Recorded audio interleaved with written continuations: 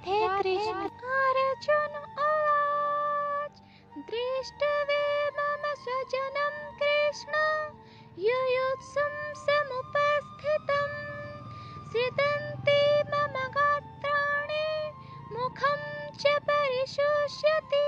अर्थात अर्जुन ने कहा, हे कृष्ण, इस प्रकार युद्ध की इच्छा रखने वाले अपने मित्र तथा संबंधियों को अपने समक्ष उपस्थित देखकर मेरे शरीर के अंग कांप रहे हैं और मेरा मुंह सूखा जा रहा है।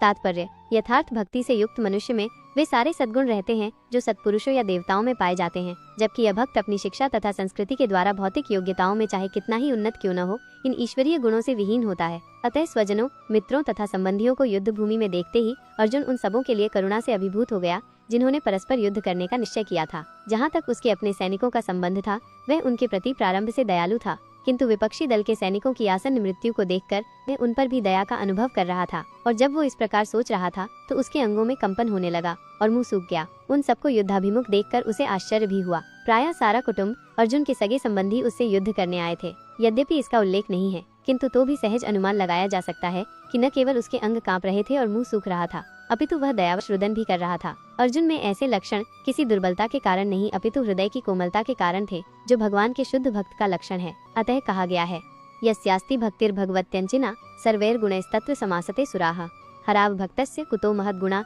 मनोरथेना सति धावतो बहिः।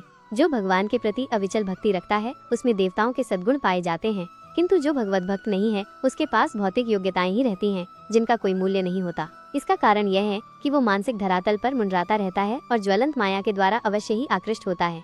भागवत 5:18-12।